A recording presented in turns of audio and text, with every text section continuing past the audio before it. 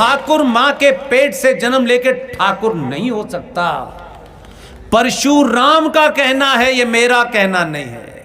परशुराम ने कहा है जन्म जायते शूद्र, मनुष्य जन्म से शूद्र पैदा होता है, अपने कर्मों से ब्राह्मण ठाकुर बनिया बनता है।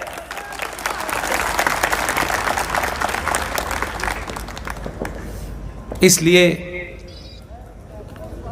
इसका कंट्राडिक्शन भी देखिए कि दो ब्राह्मण हैं, एक ब्राह्मण पूजा जा रहा है और एक जलाया जा रहा है। लेकिन जो लोग ये कहते हैं ये ब्राह्मणवाद है, हो सकता है उसमें कुछ लोग हों ऐसे जिनको ब्राह्मण के होने से ही लगता हो कि उसी से हम सुपीरियर रेस कहलाएंगे, होता है, वो हर जगह हो सकते हैं। लेकिन आप इसका कंट्राडिक्शन देखिए कि आप एक छत्री जिन्हें हम भगवान राम मानते हैं, उन छत्री ने जब रावण का वध किया तो रावण के वध के बाद कभी आज तक हम आ गए 2022 में, हमने कभी ये नहीं कहा कि एक छत्री ने ब्राह्मण का वध किया था। हम कहते हैं कि उसके अंदर जो गलत प्रवृत्ति थी उसका वध किया था। और जो लोग ब्राह्मणवाद कहते हैं उनको समझाने के लिए कह रहा हूं ये बात कि वही ब्राह्मण जो मंदिर में बैठा है, जो पूजा करा रहा है, वो एक ब्राह्मण को जो रावण के रूप में था उस मारने वाले छत्री की पूजा करता है। और वही ब्राह्मण मिश्रा जी और शर्मा जी और दीक्षित जी की लिखी हुई रामायण नहीं पढ़ाता, उस मंदिर में रामायण वाल्मीकि की लिखी पढ़ाता है। कहां जातिवाद है? आपको बांटा, आप बट गए क्योंकि आप तैयार थे। इसलिए आज अगर राष्ट्र के हित में फैसला लेने के लिए बने हुए नियम कानून के बीच में से भी कोई रास्ता निकालता है, वही ब्राह्मण है। ये जो राम मंदिर बन गया, बहुत खुश हैं आप लोग, कुछ होना भी चाहिए, लेकिन हम बहुत लंबे समय तक खुश रहना चाहते हैं। काम हो गया, काम खत्म, काम हो रहा है, अगले एजेंडे पे लग जाइए। इसलिए हमने और विष्णु शंकर जैन जो हमारी टीम का युवा सदस्य है, उसने बाबा विश्वनाथ असली कहां हैं वो मस्जिद में ढूंढ लिए हैं। और हमने ढूंढ लिए तो ठेकेदार परेशान है आजकल। हमें क्यों ढूंढना है हर मस्जिद में? आप आए हैं, चले जाएंगे। सनातन आप नहीं थे तब भी था, और आप जैसे 350 आएंगे चले जाएंगे तब भी रहेगा। इसलिए ये लड़ाई किसी संगठन का ठेका नहीं है, किसी पार्टी का ठेका नहीं है। हम में से किसी को भी यहाँ आजीवन नहीं रहना है। इसलिए विष्णु शंकर जैन ने ज्ञान व्यापी के अंदर असली बाबा को ढूंढ लिया, और जब ढूंढ लिया है तो लोग कोर्ट जा रहे हैं कि ये फव्वारा है। अब आप मुझे बताइए, मैंने अभी 1400 साल की मिसाल दी, पजामे की मिसाल दी। ये फव्वारा बना रहे होते तो ये ऊंट की पीठ पे खजूर तोड़ रहे होते। पिछले 20 साल 30 साल पहले तक भारत के लोग इतिहास को खंगालें, ये जो है ना कदूरा पहने, ऊपर से नीचे रंग का सफ़ेद रंग का पहने घूमते रहते हैं, इनसे पूछिए, इनको भारत से 1 रुपये पर आदमी चंदा जाता था, क्योंकि इन जाहिलों को ये पता नहीं था कि नीचे तेल है। ये जिसे कहते हैं ये जो ईसाई है ये शैतान है, ये हिंदू जो है ये हर एक को शैतान मानते हैं अपने अलावा। उन्हीं शैतानों ने इनके पैर के नीचे तेल निकाला, तब ये 2 वक्त की रोटी खा रहे हैं। और जब तक नहीं पता था, हमारे यहां से चंदा जाता था, पैसा लगता था आपकी पोस्टल टेम कि भाई इनको देना है, ये बेचारे जो हैं बकरियां चुगा रहे हैं। वो हमको बता रहे हैं कि ये फव्वारा था। इतनी साइंस थी डेवलप कि फव्वारा बना लिया। आज तक तो बना नहीं। अभी भी लोटा लेके जाते हैं सुबह और कह रहे हैं हमने फव्वारा बनाया है, और आप भी इसी में लगे हुए हैं। और आप तो नए नए, ये मुगली खाने हैं, ये मुगलई बिरयानी है। मुझे बताइएगा कौन सा मुगल ऐसी जगह से आया था जहां चावल पैदा होते थे? किस रेगिस्तान में चावल पैदा हो रहे थे? लेकिन ये मुगल बिरयानी है, ये अपने साथ लाए थे क्या? आपके जहन में बहुत धीरे धीरे घुसड़ा गया। मुगले आजम, मुगलों को महान बताया गया।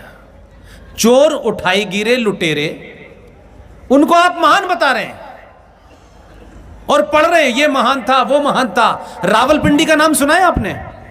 कहां है? पाकिस्तान में। राजस्थान में बप्पा रावल, जो सबसे बड़ा राजपूत राजा था, उसने मार के भुस भर दिया था, इसलिए आज रावलपिंडी का नाम उस बप्पा रावल के नाम पे है। इनके पास तो अपने नाम भी नहीं है। कंधारी के नाम को गंधार कर दिया इन्होंने। ये सिर्फ नेम प्लेट बदलते हैं और कहते हैं ताजमहल हमने बनाया है, कुतुब मीनार हमने बनाई है, लाल किला हमने बनाया है। अभी टर्की के अंदर, आज के बच्चों के लिए कहता हूं जो ये कहते हैं कि साहब देखिए हेट स्पीच है, टर्की के अंदर 1000 साल पुराना एक चर्च था।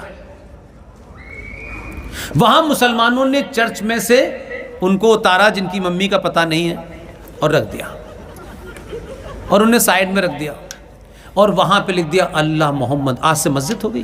पूरी दुनिया में लुटेरों ने दूसरों के घर लूटे और उस पे अपना नाम लगा दिया कि ये हमने बनाया है। हम इस सभ्यता से लड़ रहे हैं। ये सिविलाइजेशन वॉर है। ये दो सभ्यताओं की लड़ाई है, एक लुटेरों की है और एक जिन्होंने पैदा किया है उनकी है।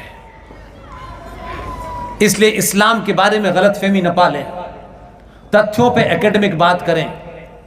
जो लोग मोहम्मद के सगे न हुए, प्रॉफिट मोहम्मद साहब के सगे न हुए, वो आपके सगे होंगे? कुछ पागल पैर पकड़ रहे हैं आजकल, जा जाके लौट रहे उनके पैरों में। कभी शर्मिंदगी होती है कि हमारी नेतृत्व करने वाले लोग, तथाकथित नेतृत्व हमसे लेकर के पैरों में लौट रहे हैं।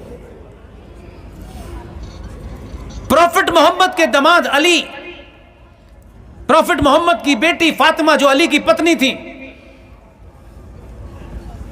जिन लोगों ने फजर की नमाज, सुबह 4:30 बजे की नमाज को फजर की नमाज कहते हैं, उस फजर की नमाज में अली जब सजदा करने निकले तो तलवार से गर्दन काटी और उनकी गर्दन से सड़कों पे फुटबॉल खेली।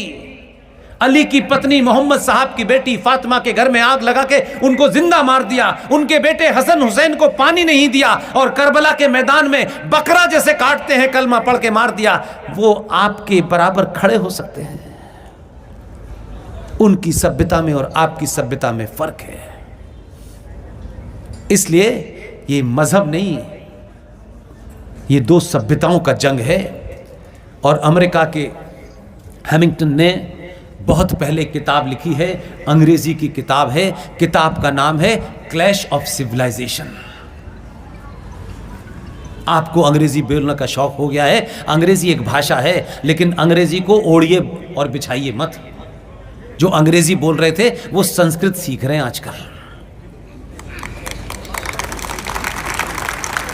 हजारों स्कूल बनाए आपने, डोनेशन से पैसा, एमबीए की डिग्री, एमबीबीएस की डिग्री।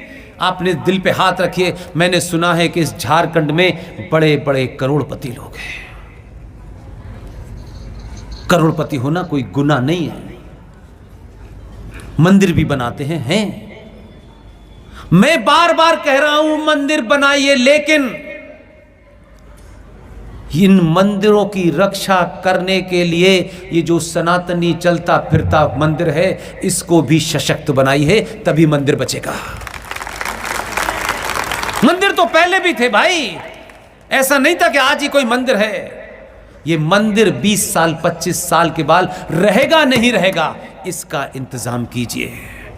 जो लोग यहां मंदिर बनाते हैं वो मंदिर बनाएं, लेकिन उसके 500 गज के अंदर ऐसे सनातनियों को स्थापित करें जो शत्रु की गर्दन को तन से जुदा कर दें। तब मंदिर बचेगा आपका। मंदिर में ताला लगा करके आप चले जाएं और आपको पता न चले। इसी व्यवस्था के चलते आपके ऊपर ऐसे ऐसे कानून बना दिए गए और आपको पता ही नहीं है, क्योंकि ठेकेदार आपको ये नहीं बता रहे। मैं बार बार ठेकेदार शब्द इसलिए इस्तेमाल करता हूं कि जिन्होंने ये प्रण लिया है कि हमें ये जांच को, अपने सनातनी समाज को जगाना है, ये उनकी जिम्मेदारी ज्यादा थी, क्योंकि उन्होंने कहा हमने तो कुछ भी नहीं किया, हमको तो 2 बच्चों की फीस भी देनी होती है, मकान का किराया भी देना होता है, लेकिन हमने कभी इस बात को अपने जीवन में आड़े आने नहीं दिया। हम रात के 2 बजे भी हैं, 4 बजे भी हैं, कल यहाँ हैं, परसों यहाँ हैं, ये हमने नाड़े नहीं दिया। लेकिन दिन भर ये गाएंगे कि हमने शादी नहीं की, हमने राज के लिए नहीं कहा। अगर समाज को सच बता देते तो आज समाज की दुर्गति ये नहीं होती है।